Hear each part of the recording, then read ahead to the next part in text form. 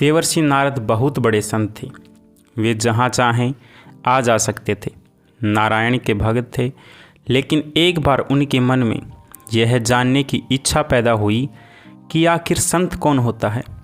श्री कृष्ण जी के पास गए और अपनी जिज्ञासा बताई।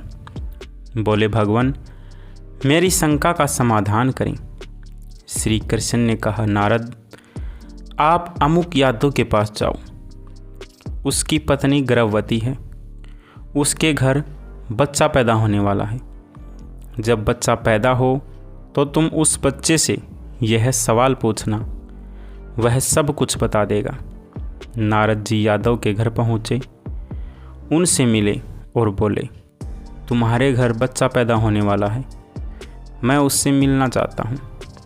जब तक बच्चा पैदा न हो मैं यही इंतज़ार करूँगा। एक दिन बच्चे ने जन्म लिया। नारद जी खुश हो गए। बच्चे के पास गए और अपना प्रश्न रखा। भगवत कृपा से बच्चे ने नारद जी का प्रश्न सुना और बहुत ज़ोर से हंसने लगा। यह देख नारद जी हैरान हुए। वह सोचने लगे, बच्चा कुछ ही घंटों का है और यह मेरा प्रश्न सुनकर खिलखिलाकर हंस रहा है। आश्चर्य! क्या कुछ गलत पूछा? क्या इसने मुझे पागल समझा? लेकिन यह तो बच्चा है। इस दुनियावादी चीज़ों का इसे क्या पता। और फिर नारद जी ने देखा, बच्चे की रंगत बदल रही है। बच्चे की हंसी खत्म हो रही है। वह चुप होता जा रहा है। नारद ने फिर पूछा, मेरे प्रश्न का उत्तर तो अभी बाकी है, उत्तर तो देते जाओ।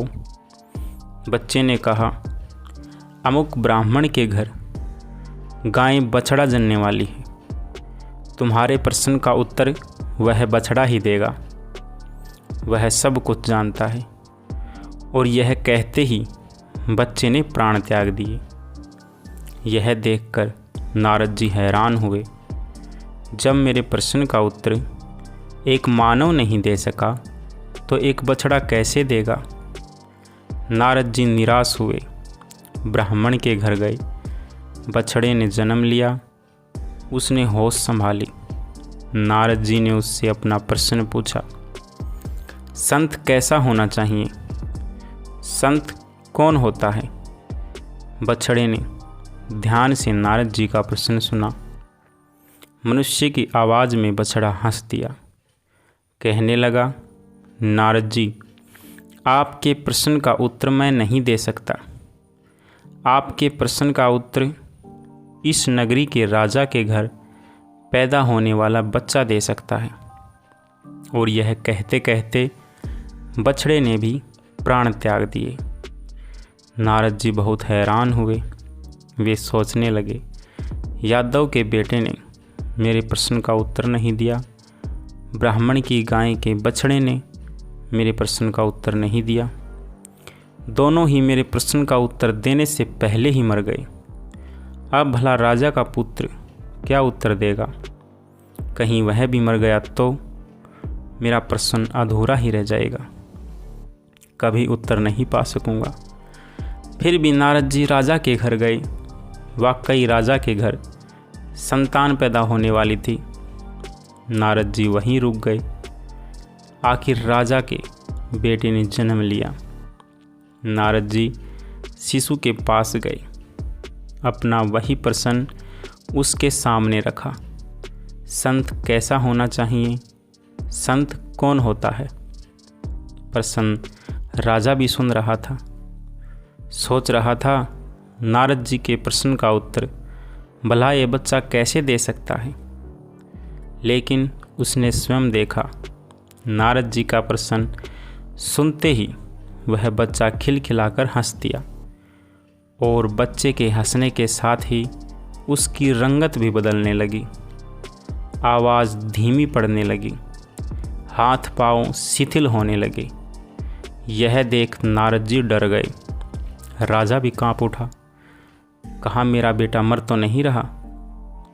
लेकिन नारद जी ने राजा के बेटे से पूछा, तुम्हारी आवाज़ धीमी हो रही है, तुम्हारी हंसी बंद हो रही है, लेकिन तुम्हें मेरे प्रश्न का उत्तर अभी देना है।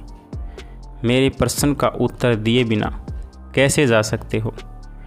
बच्चे ने कहा, नारद जी, संत ऐसा ही होना चाहिए जैसे आप हैं, निर्मल और निश्चल, जिसके दर्शन मात्र से देख के छूटते ही मोक्ष मिल जाए, जिसे देखते ही पाप मिट जाए, दुनिया बदल जाए, नरक से स्वर्ग मिल जाए, जन्म जन्म के बंधन छूट जाएं, बैकुंठ मिल जाए। आपके दर्शन मात्र से ही मैं मृत्यु लोक से स्वर्ग लोक जा रहा हूँ।